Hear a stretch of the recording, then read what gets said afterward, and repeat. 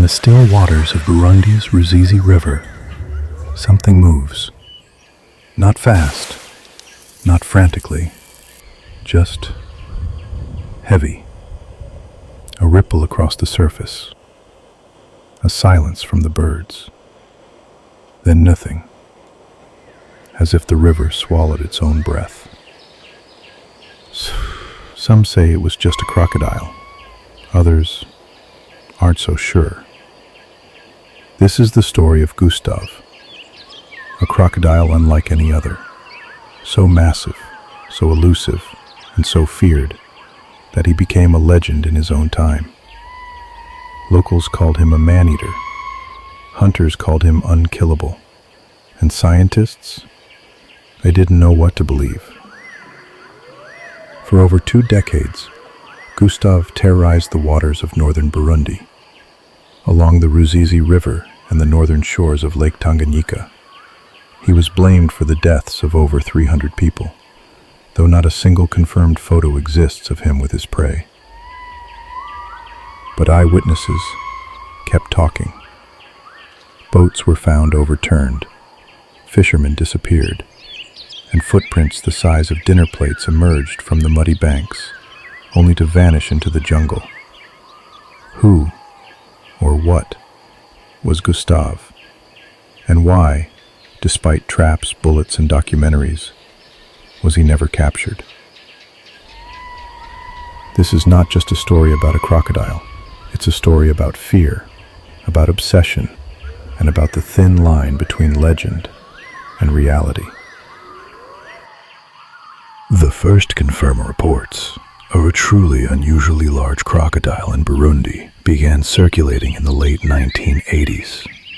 Fishermen near the village of Gatumba spoke of a giant, a crocodile far larger than any they had ever seen. It wasn't just size, it was how he moved, silent, strategic, wading near popular river crossings, then striking with such speed that victims barely made a sound. Bodies were rarely found. Only the stories remained. By the mid-1990s, rumors had spread beyond Burundi's borders, and with them, a name. Gustave. The villagers claimed he was over 6 meters long, nearly 20 feet, and weighed close to a ton. His body was marked by bullet scars, some said, a rusted fishing spear still lodged in one shoulder, and his eyes, cold, calculating, unlike any animal they'd ever seen. In 2002, a French naturalist named Patrice Fay launched an expedition to find and study Gustave. With the help of a National Geographic film crew, they set out to trap the beast, hoping to relocate him for conservation, or at the very least, prove that he existed. They called the mission Capturing the Killer Croc. But Gustave, he was never seen, not clearly, not up close. Only signs, claw marks in the mud, shredded fishing nets, and once, a drag trail nearly a meter wide, stretching from the shore back into the water, as if something huge had crawled back into the deep. The trap was enormous, a custom-built steel cage strong enough to hold a car. Inside it, raw meat, goat, cow, even freshly caught fish, left to rot beneath the sun. A motion-triggered camera watched in silence. Day and night. They called it the Gauge of Death. Weeks passed. Fay and his team camped nearby, watching, waiting. But Gustave never entered, not once. He came close, that much was clear. The meat was disturbed, tracks appeared, but the cage remained untouched, almost as if he knew. This wasn't just chance. It happened again and again.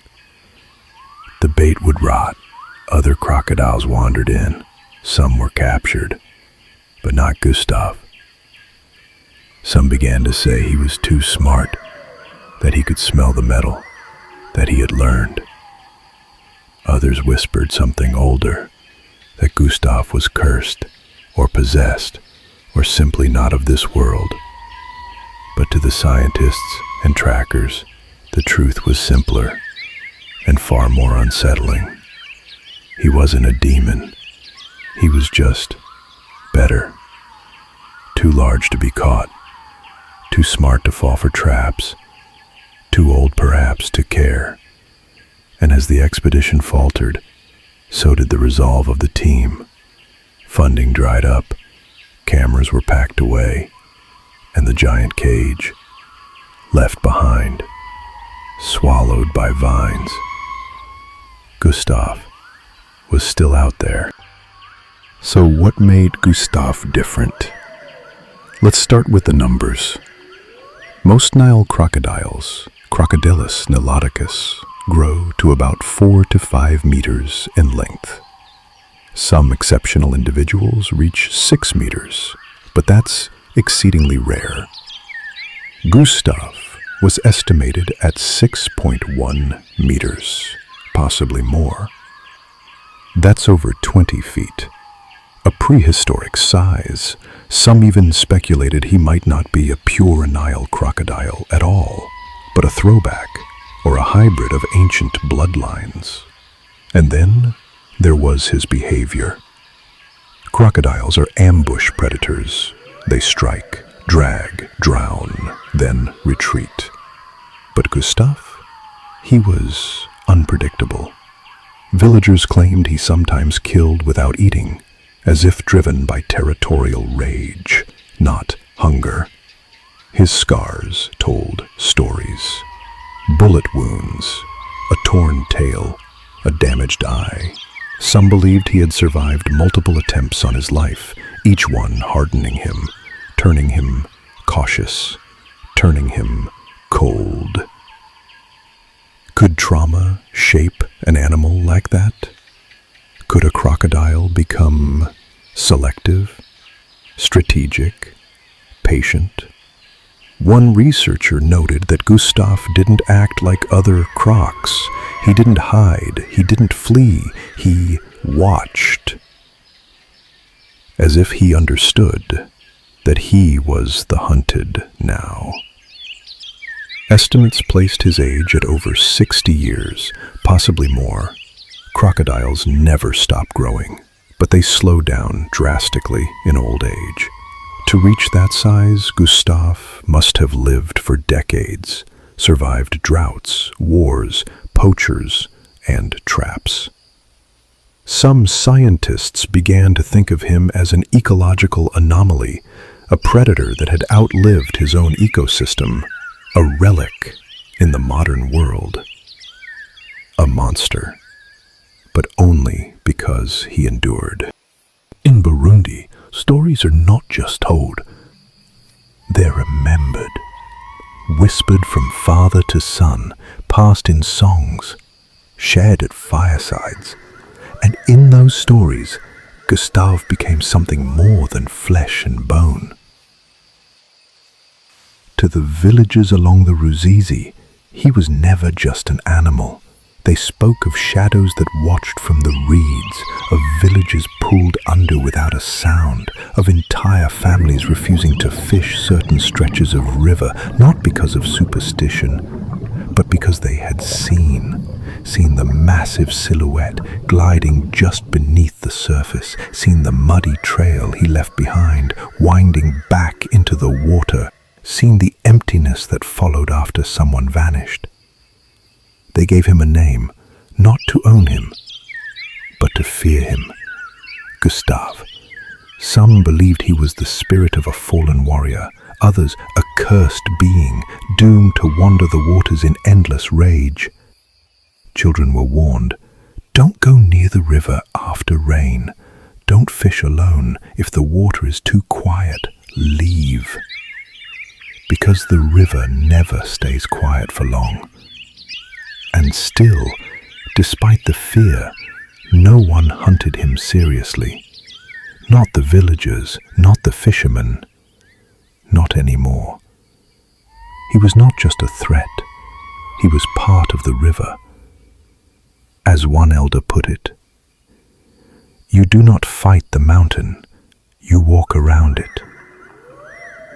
And so they lived beside the monster, year after year, telling the stories, avoiding the banks, leaving empty spaces on the maps of their lives where Gustave was said to pass. What happens when a predator becomes a myth, or worse, when a myth becomes real? The last known sighting of Gustave was in the early 2010s. Since then, nothing. No tracks, no overturned boats, no whisper from the reeds. Some say he died from old age, from infection, from the slow weight of time that even legends can't escape. Others believe he simply moved deeper into Lake Tanganyika, farther along the Ruzizi, into waters that no one dares follow. Patrice Fay, the man who studied him for years, admitted in later interviews he never got close. Not really. No measurements, no tracking device, no conclusive proof, just moments. A shape in the dusk, a scar across the river's memory. But perhaps that's what makes the story endure. Gustave became more than an animal. He became a mirror for fear, for survival, for the stories we tell when nature pushes back. Was he truly responsible for 300 deaths? We may never know. But the people who lived beside him didn't need confirmation. They felt the presence. They saw the empty nets. They heard the splash. And then, the silence. There are still rivers like the Ruzizi, still places where science blurs into myth, still creatures we do not fully understand, still names that echo after the footprints are gone. And somewhere, perhaps in the darkest water, in a place no camera ever reached, the last breath of a giant lingers. Gustave.